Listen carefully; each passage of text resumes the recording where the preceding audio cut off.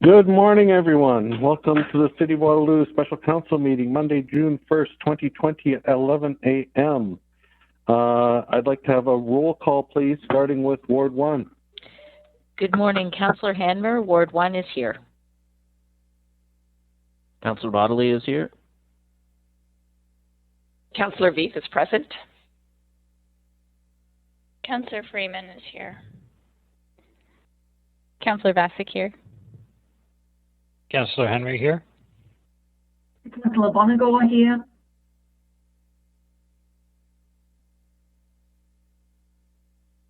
Here. We would like to begin by acknowledging that the land on which we gather today is the land traditionally used by the Haudenosaunee, Anishinaabe, and neutral people. We also acknowledge the enduring presence and deep traditional knowledge and philosophies of the Indigenous people with whom we share this land today. I'd like to take a moment of reflection. At the beginning of this council meeting, we paused to think about the needs of our community. May we show wisdom and compassion in all our decisions. I will now ask for a disclosure of pecuniary interest and the general nature thereof.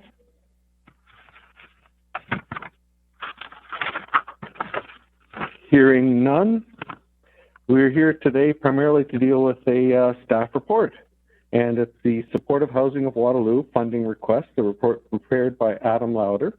We have delegations here today representing SHOW, Supportive Housing of Waterloo, including Tim Southern, the board chair, Gail Gilbert, the executive director, and Mike Maxwell, board advisor. The recommendation that we have here today is primarily that council approve a one-time grant of $200,000 for Supportive Housing of Waterloo's acquisition of 144 Herb Street East for affordable housing development purposes funded from the Section 37 Affordable Housing Funds account. And with that, I'd like to invite Adam Lauder, who prepared this report and has worked on it for a couple of months, to make some remarks. Adam?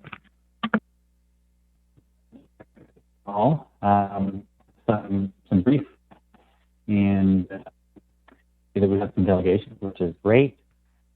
So SHOW intends to acquire 144 Herb Street East, the 24 in mid-June.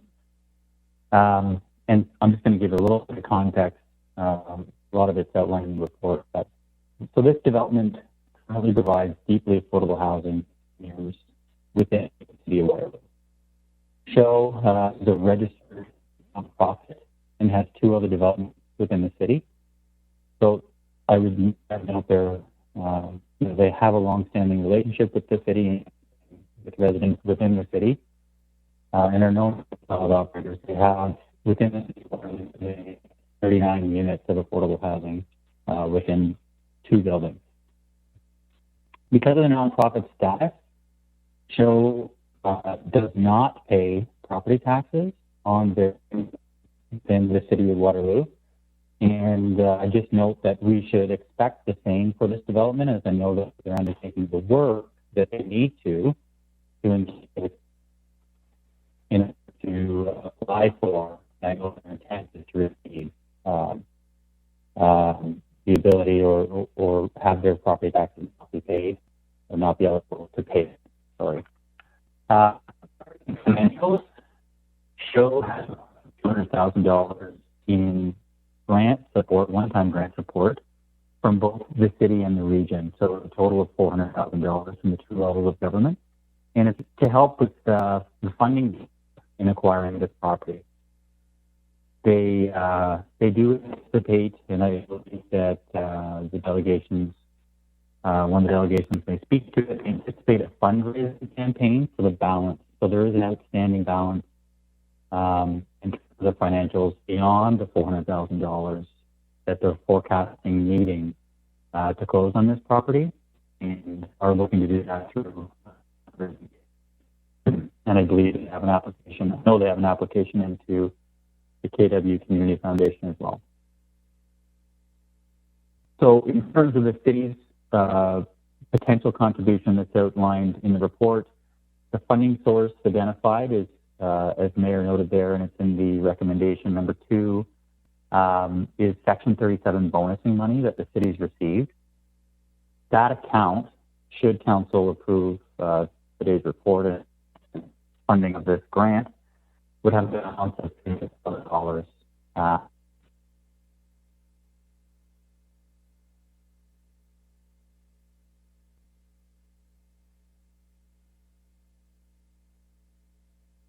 Well, as Adam fades to black, I think we caught certainly a lot of it about the 39 units that Show has as a nonprofit organization. Adam Water has left the conference. And, well, there we go. The wonders of voice technology. That the Show as a non-for-profit on this site will be looking for the property taxes to be relieved, and that we're going to be funding this through our Section 37 money that we've gathered from developers through the past few years, and we currently have combined $791,000 of available proceeds for affordable housing initiatives, and we'll look to be using that today. I'd now like to invite the board chair, Tim Southern, to give us some additional context. Adam Tim Water has joined the conference. Well, All welcome right. back, Adam, but we're turning it over to Tim, and we've completed the review. Thanks. All right, Adam. looks like my phone dropped me. Sorry about that. It did, no problem, but we'll have Tim. Tim, go ahead. Okay. Thank you, Mayor Jaworski, and thank you for members of council for putting this special council meeting together. We're, as an organization, Show is very appreciative of the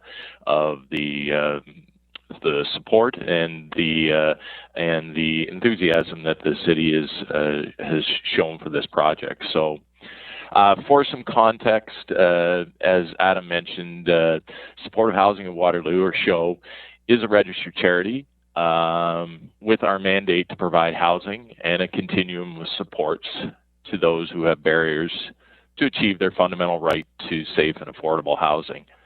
144 Herb, otherwise known as the Civitan property, fits our mandate through the continued provision of affordable housing, and in this case, affordable housing for seniors. The Civitans, as a nonprofit service club, I think were very much ahead of their time when this building was built in the 70s, and it is our desire as a supportive and affordable housing provider in Waterloo to continue on their legacy. As Adam mentioned, Shows currently owns 2 buildings, one at 362 Herb Street, which is a supportive housing facility, a 24/7 staff facility for those with persistent homelessness. And as well, last year, we built 402 Herb West, which is a 9-unit affordable housing building. So we have played in both the affordable and the supportive housing space.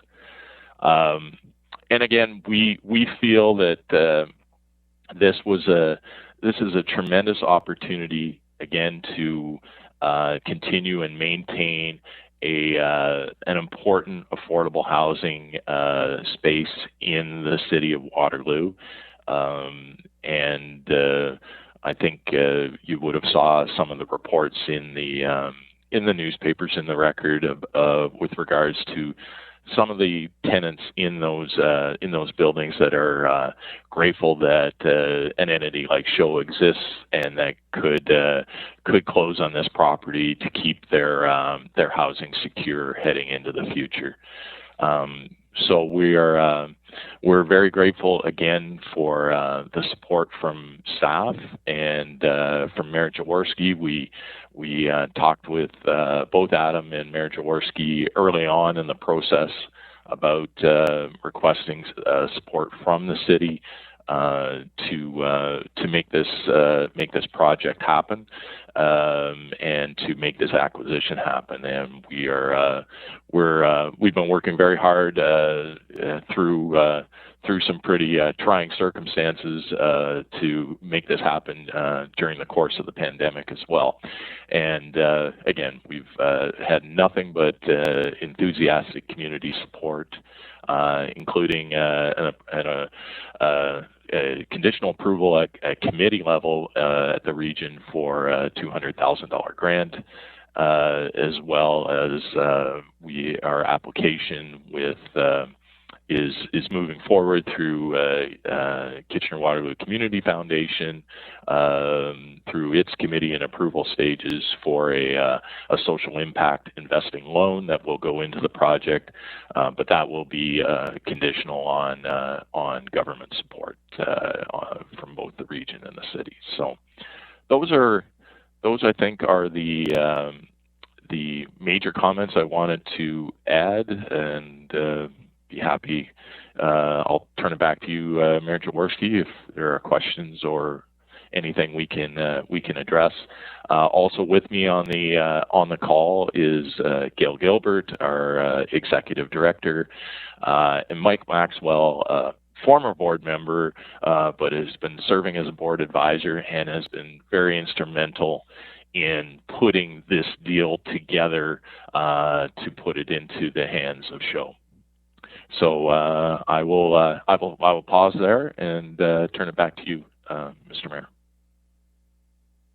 Yeah, thanks very much, Tim. You know, what a wonderful opportunity, I think, for us. And I think you stressed it just at the very end of your delegation, the fact that we really need to be, quote, all in this together, because there's just not a lot of money going around right now to help out charities. We're all trying to make sure that the ones that are helping our most vulnerable are funded, food banks are funded, and to you and to Adam and to the region to thank you for working on this, because it was primarily all done during COVID-19, and that was just made things very, very difficult. I do have a number of questions from my councillors. I know this is in Ward 7, so I'll have Councillor Bonagor go last. In the meantime, I have Councillor Vassic, Councillor Hanmer. Thanks.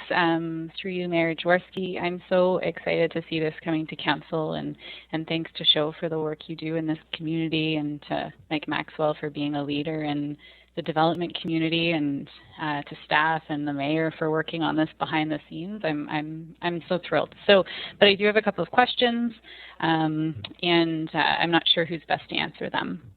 My first is just curious if you could speak a little bit more to how you landed on a $200,000 contribution. Sure, I can take that. Basically, the purchase price of the building is about $2.45 million. We have a commitment letter for a bridge financing mortgage, which will be about 1.7. Round numbers. That leaves us about $750,000 to raise as our equity component, so the amounts we figured, if the region and the city could come in for approximately half or just over half of that, and we could get some assistance from the community foundation for the other half, and then work towards a capital campaign, essentially, to deal with that. I'll call it that 350 plus further to help us pay down our mortgage financing. That was how we kind of arose at the numbers for putting this together. That's great. Thanks, Tim. Just a follow-up to that. Do you foresee any challenges in raising the remainder through a capital campaign, or do you think that's going to be pretty easy? Thoughts? Everything is relative in a COVID-19 environment, but we think from the response we've actually heard in the community. We're very positive on raising first the 350 that we need for capital. But beyond that, we've actually had individuals reach out to us that have kind of heard it through the paper, want to know how to participate. We're putting together our initial contribution list from our board, which is also right now very positive and moving forward. So we feel really good about it.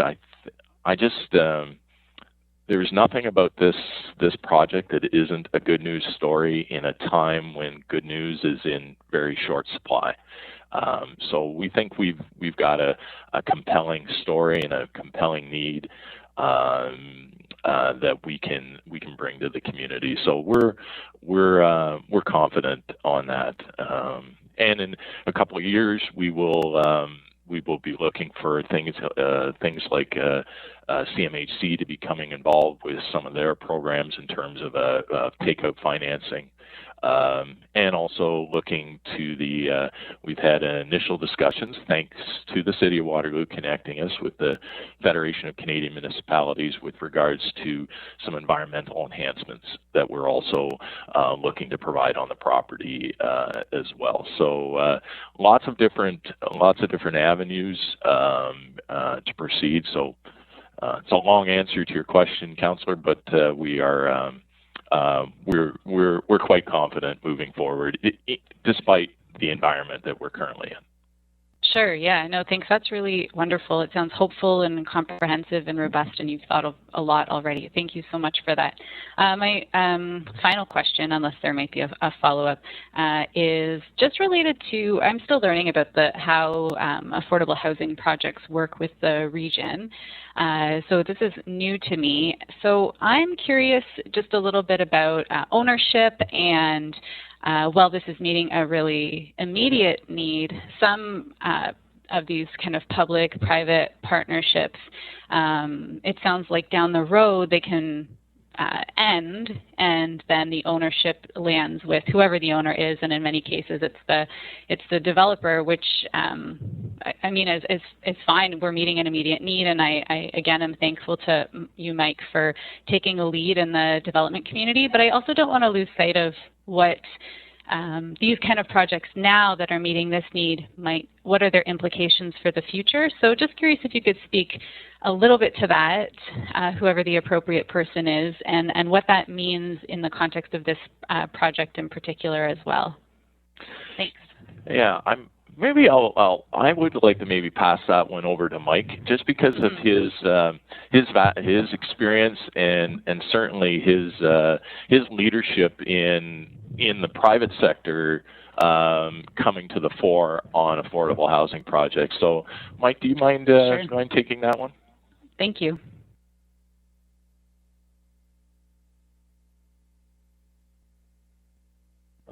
There we go. Can everyone hear me? Yeah. Okay, good. Just checking. Okay, yes. I'd love to, Tim. Yes, thank you for the question. I know with a number of members of council, we've had one-on-one discussions about affordable housing. You're 100% right. There's so many different ways affordable housing, the current issue, can be tackled. There's also a whole lot of solutions that are being brought forward to address that. Some of them are definitely more temporary in nature. 10, 20-year commitments are not uncommon.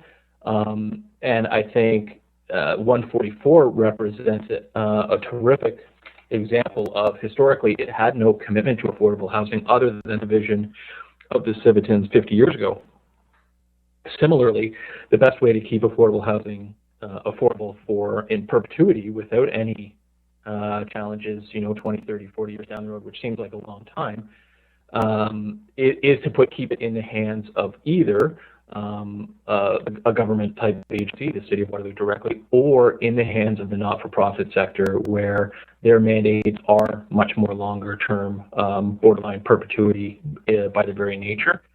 Of course, as council knows, I also have developed some affordable housing in the past, and it is on the other side of the spectrum. It's 25-year commitments. What happens after that timetable is 100% not known at this point. And I think there's a place for that, not necessarily right now in this discussion, but because right now it's also one about volume. We need a lot of volume to address the situation as it's growing now. This is part of the reason, though, why it's so very important that this project be protected and put in the hands of a steward like Show, who obviously their mandate doesn't expire in 10 or 20 years. I hope that answers the question. Yeah, I think very generally, and then so that's wonderful. That's so great to know. Thanks for talking about kind of that spectrum. My specific question then is just confirming that this is in the hands of Show or will be, and how does that look for this particular project? Yeah, I can take that one.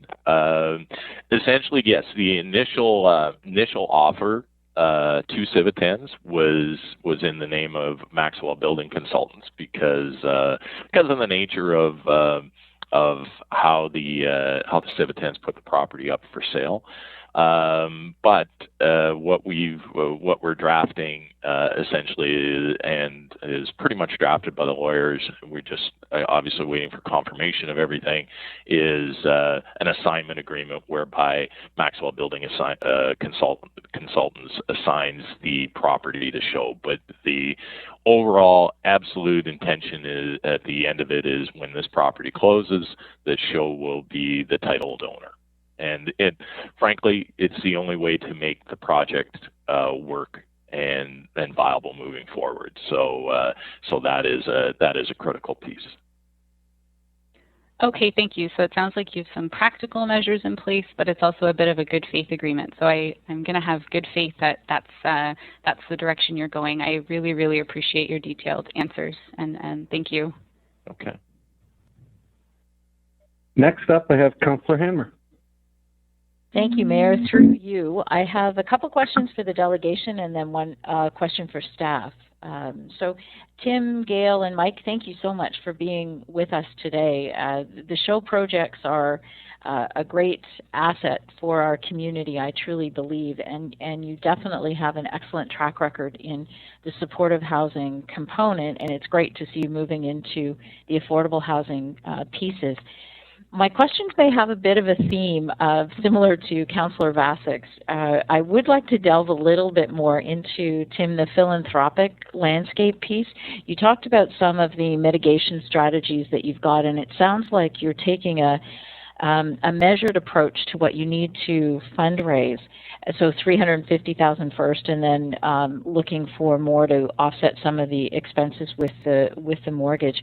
Are there any other mitigation strategies that you'd like to share with us, or at this point, that you're considering to make sure that the whole project goes through from the purchase all the way through to keeping the building occupied?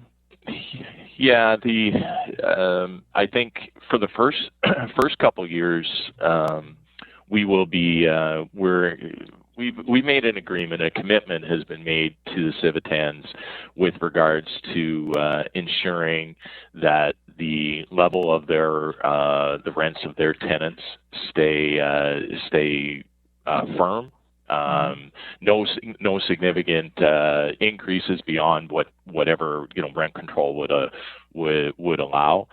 And so that means that we're going to have some, in the first 2 years, we're going to need to actual operational fundraise to make everything work. So we have some strategies in place to provide some operational fundraising over to this project for the first couple of years.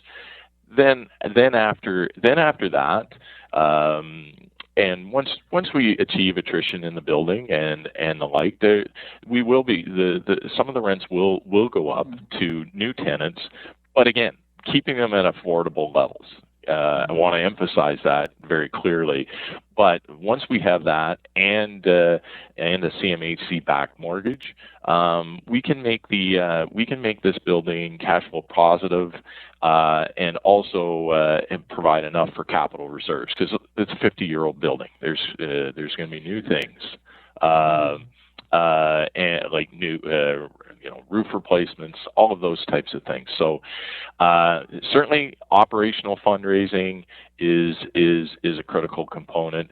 Going for environmental grants and loans is also a critical piece, and we will be investigating all sorts of other types of grants through other community foundations, etc. that we can do to go with this. As you can appreciate, it's a short amount of time to put a deal of this magnitude together. So. But those are some of the other mitigation strategies that we're looking at. Okay, great. Tim, thank you for that. And it is good that you've got the balance of your other programs that can help with some of the things from a transition standpoint if need be. That's good. The other thing that was quite interesting to me, and I think I know the answer to this, but I just want to hear you confirm it, that you really are carrying on the Civitan vision of affordable housing in our area. So this transition embeds the 24 units continuing as part of the affordable housing stock. It's not increasing the number that we currently have within the city and within the region. Is that correct? That is correct. We're looking to actually push up the unit by one to move it to 25. There's a boardroom that the Civitans used to use in that facility that can be easily converted to another studio unit. So we plan on doing that fairly immediately, and from there to raise it. But no, it will be still the existing housing stock that is in the city. What this deal does, though, is protect what is there, and that's what we're really pleased about, that we can continue that on. And I think that's an excellent point too. We don't want to be going backwards with any of the affordable housing that we have available in the city. So this is a good piece of the project from my perspective. And I did notice the one bedroom or the studio coming forward. So every little bit helps, and increasing by one is a good thing. So thank you very much for that. And my final question, Mayor, is to staff, to Adam. When you talk about where the dollars are going to come for us, it's almost attached to the Hickory Albert project, and I'm just curious where that project is at, and what will it be in a timely enough way for us to consider the request before us? And if Adam's not back on, I'm not sure who can answer that question, Mayor. It's Adam. Go ahead, Adam. Hello, can you hear me? Sounds great. Yes. Great. Okay. Thanks, Councillor Hanmer. I was actually speaking to this item just before my BlackBerry dropped, so my apologies for that. So this funding is coming from the Section 37 Affordable Housing Program, and it has $500,000 in the account now. So if Council were to approve the request, would still have a balance of $300,000. There is one additional bonusing project that is looking to move forward in July, to be in front of Council in July. And should that be approved, they would provide an additional $291,000 to the account at the issuance of building permit time. So once they move through Council, if they do, and then pull permits. So that gives you some sense as to the timing of the outstanding bonusing project. So July, and then after that, it's really in their hands to pull permits. Okay, perfect. Thank you. Just following the math and knowing the timing of the project to really have more money going into that fund was a little confusing for me, the way it was structured. So I appreciate that. We will have bonusing monies going back in. Mayor, that's it for me. Thank you. Thank you, Councillor Hanmer. Last up, Councillor Bonagor, Ward Councillor for this area. I think you have some questions and then some comments. So let's go ahead with questions, please. Thank you, Mayor Jaworski. Yes, this is Councillor Bonagor here. I am rather excited, to put it mildly, to be having this discussion. I do have a couple of questions. The first is for the show team, and it's really just to potentially allay any concerns for people who are listening in. So when you say in the report that the rents will be kept at the affordable rate, can you just assure us that that will be pegged to the regional level of what is deemed affordable, as opposed to the average rental rates in Uptown Waterloo? Yeah, maybe what I'll do is pass that question over to Gail Gilbert, our Executive Director. Gail, do you want to take that question? Hello there. Yes, the rents will be pegged to the regional affordable rates. Perfect, thank you. And the other question is just a nuts and bolts question for staff. When we're looking at waiving the property fees, the property taxes and things like that, given that this is a non-profit, would that money, how does that work from us on our budgeting side? Will that be coming out of the Affordable Housing Fund as well? I think that might be best for our CFO rather than Adam or Philippa. I'll let you guys decide.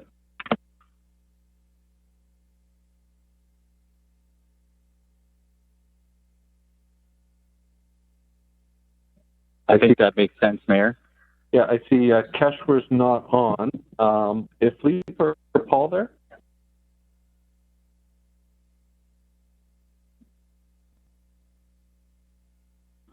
And failing that, I might go to Mr. Anderson.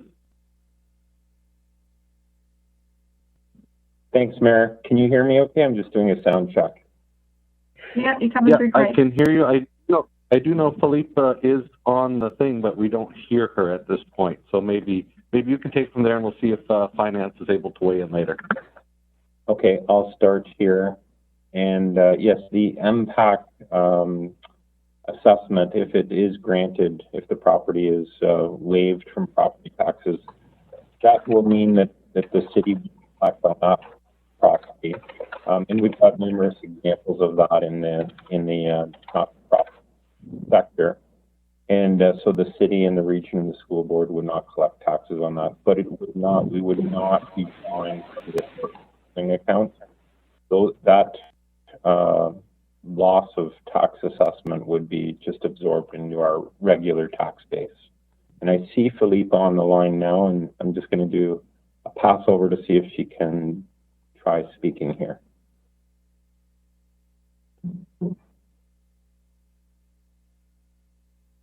I don't see that, Mayor, so I'll turn it back to you. I think I've responded. Yes, that answers my question. Thank you. That makes total sense. I just wanted to make sure, just to see where all the bases are being covered. So if I may then, that's my questions. May I make a couple of comments as well? Yeah, I think we're closing in on this, so I think questions comments are good at this time, and then I know you'll be moving it. So please go ahead. Yes. So I totally I move the motion that we do approve this grant, and I'm very excited to do so. I would like to thank the show team and Mike Maxwell for showing such leadership on this. I know many people across the city and in my ward were very worried when this building, when the predicament came to light. So to see this solution come forward is fantastic. I would like to thank Civitan for showing such leadership 50 years ago. I mean, it's a gem. To have this kind of affordable housing in the core is magnificent. And I'd also like to thank staff for working so hard to bring this report to us during strange and difficult times. I think this project epitomizes what we have been trying to do in our strategic plan. So you have absolutely hit a home run. When I was campaigning for council and in many, many conversations with residents across the ward since then, one of the key themes that came up in every neighborhood from people of all different incomes, from people in all different kinds of homes, was affordable housing. people in the core are very worried about residents having to leave due to the costs of living uptown. This is one project. We're going to need more, I know that. But this is a really important project, particularly for seniors. And I think I just can't say strongly enough how important this is, how essential it is to have this housing in the core, and how thankful I am to Show for taking this challenge, having a great vision of what the building can become, and bringing some great additional depth to the housing availability in the core, particularly where we're really butting up against some difficult times in terms of affordability. So I would just like to thank everyone involved. I'm very excited to see what can come from this, and I am very happy to move the motion and vote in favour. Thank you, Councillor. And since we're working here remotely and we've had questions from both Councillor Vasek and Councillor Hanmer, I flipped a coin and the winner of that was Councillor Hanmer to second it. So I'll go to Councillor Hanmer and see if she'd like to second this.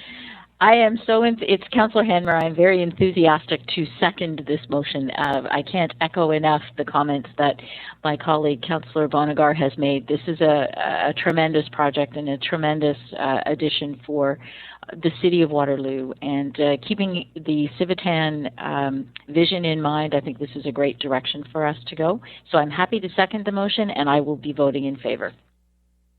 Thank you. Since you have the voting on the go with Ward 1, let's go around the table, Ward 2. Councillor Bodley in favour. Councillor Veith in favour.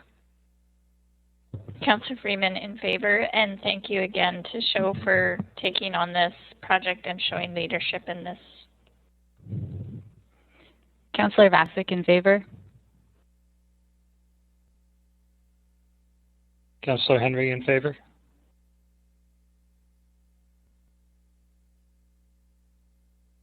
I already voted, but I'm happy to say in favour again.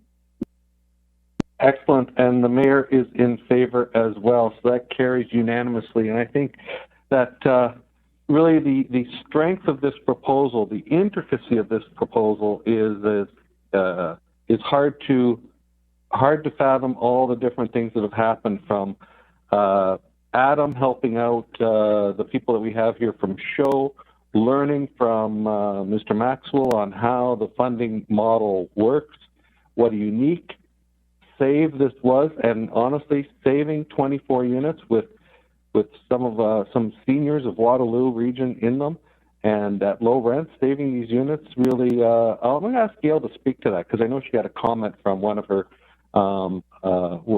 upcoming tenants on this, and it's just such an important day.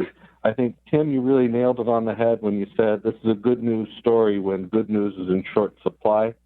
It's so much such an important day, and I think we really need to emphasize that it's through the development in Waterloo that we've gathered this tiny war chest of money for affordable housing, and to thank Adam Lauder for working so creatively to doing those introductions for the region of coming up with $200,000 when no such program exists to save affordable housing in our community, when in fact it is so important, and to come out with those supports.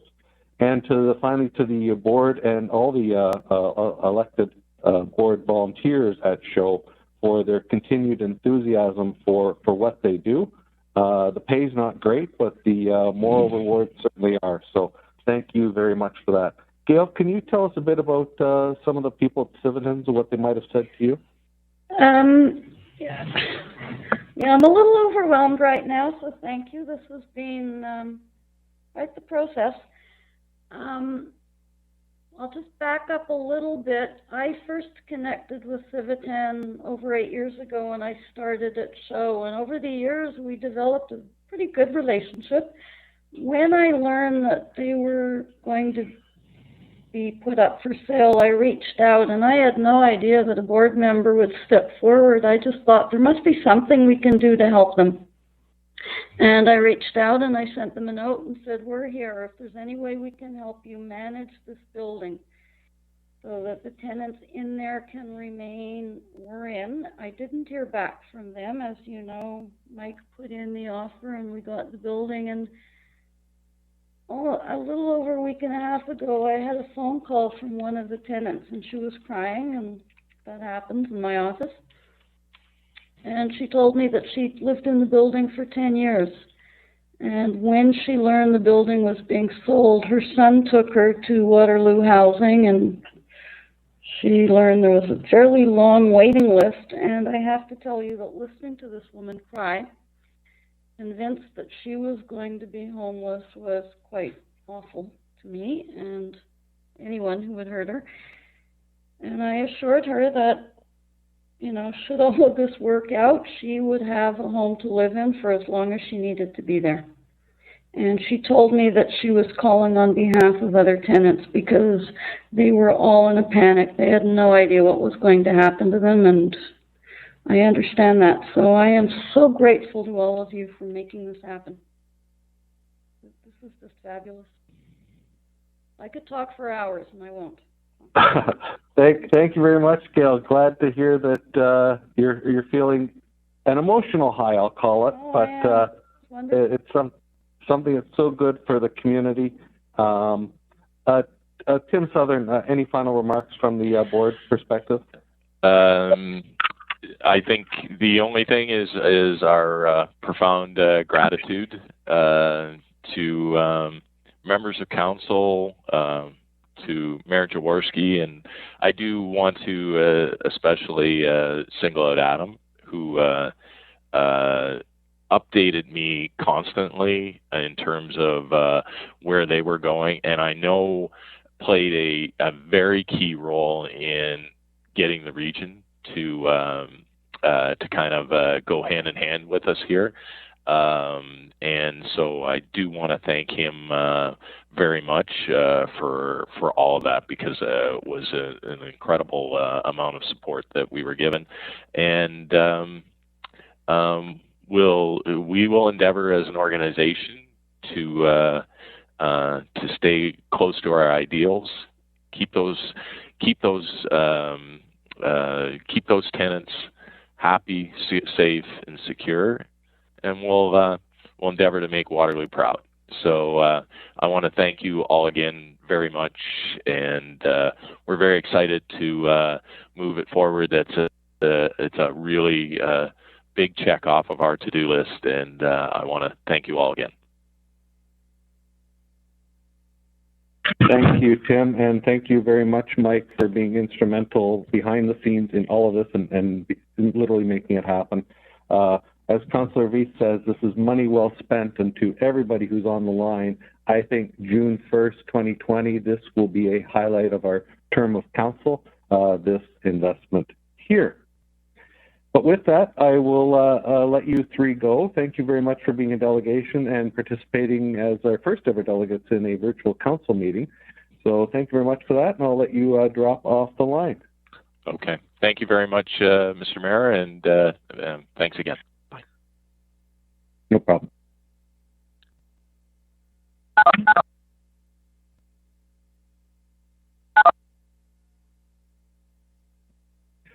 Okay, there we go. We are moving on into our council meeting, approaching the end. Do I have any questions from council? Hearing none. Do I have any new business for council? I will be bringing up Pride Month myself. And Councillor Bodley, do you want to go before or after me? I'll go now, and I'll let you speak to Adam Lauder. Has left the conference. Hey, go ahead, Councillor. I'll go first and let you speak to Pride Month. I hate to put and thank you, Mayor Jaworski, through you. I hate to sort of put a downer on what is a really great great decision that we've made today, in my opinion, and awesome work that we're doing to help from an affordable housing perspective. But I just wanted to speak to some of the tension, and particularly racial tension, that's going on in the community, in the country, in the world, frankly. And I think it's important for us as leaders to speak to some of the real issues that folks in our community are concerned with. And I just wanted to highlight sort of three things from my perspective that I'm going to do, that I'm committing to do. First thing is, as a privileged straight white man, I need to educate myself. I can never fully comprehend and understand the frustration and the fear and the issues that folks from racialized and marginalized communities are dealing with, not just in the U.S., but in Canada, in Waterloo. And so I'm committing to educate myself. As somebody who is a community leader with a little bit of a modicum of a platform here, I want to use that platform to show support and solidarity for folks that are out there who are hurting and folks that are fighting for racial justice. And lastly, as an elected official in that role, I'm going to commit to continue to act and advocate for anti-racist policies. I think it's exceptionally important that we understand that these things are happening here in our communities, in our neighborhoods, and it's unacceptable. And I'm really proud that this council, myself and my colleagues here, have embedded equity, inclusion, and a sense of belonging into our strategic plan as a strategic pillar. And anytime the type of incidents that we're seeing happen around the world and in our city and our country happen, I think we really need to go back to that. It can't just be a catchphrase. It can't just be a catchphrase. It has to be something that we continue to work at.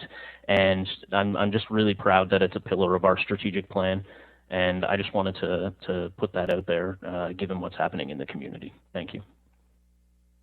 Well, I think that is a wonderful piece of new business, Councillor. I think that's the personal take on it, which we are certainly all reflecting on that, I know, and to how we can be part of the solution. And I think that you've really nailed it, that everybody needs to look in the mirror, and that was great. Thank you, Councillor Bodley. As for me, June is Pride Month. And usually there will be many activities planned in the community for citizens to enjoy. Unfortunately, given the times, we cannot participate in our usual festivities. However, there are other ways to celebrate. People can visit wellbeingwaterloo.ca and look at the events calendar, where you'll find virtual events going on throughout the month of June. We have also our permanent rainbow sidewalk in beautiful Uptown, which I encourage people to visit, take pictures, to post them, and to enjoy that. Our mark in our city, a permanent mark of recognition for what Pride represents. We recognize that there's still far too many people experiencing discrimination from homophobia and hate right here in Waterloo.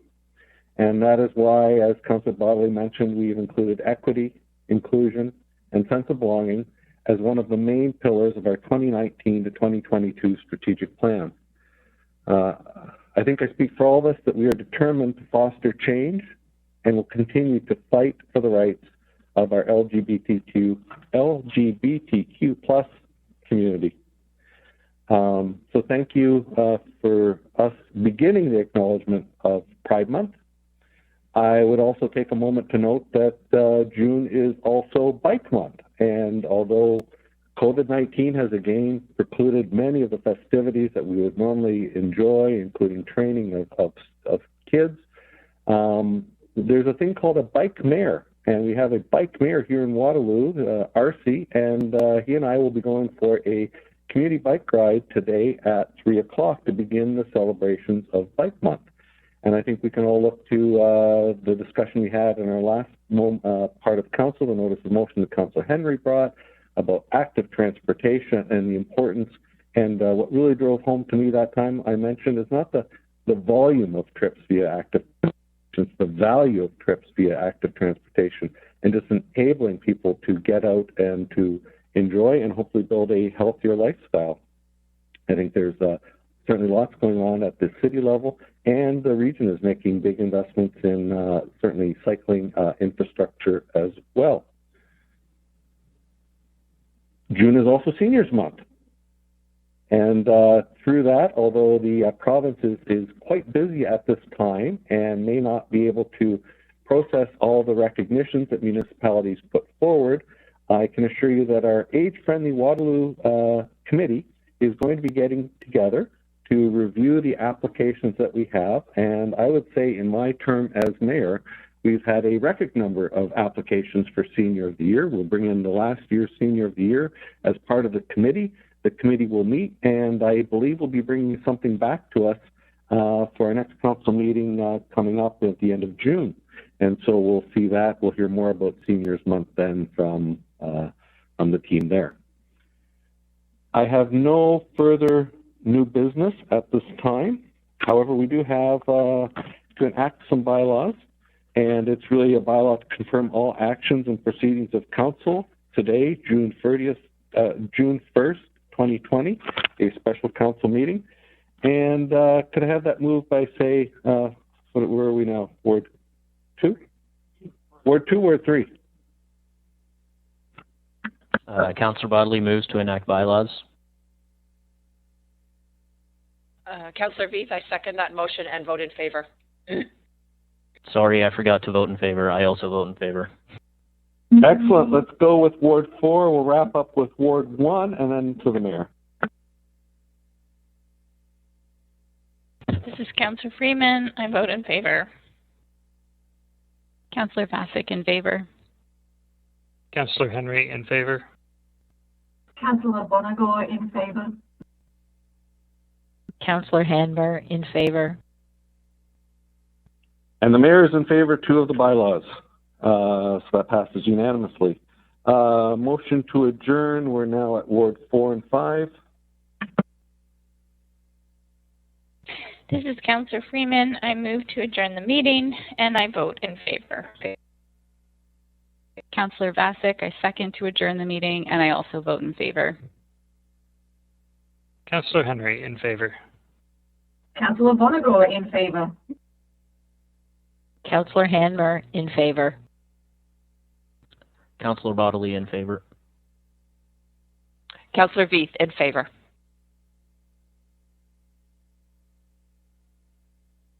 And the mayor is in favor too. With that, we are adjourned. Thank you all very much for your time. Bye.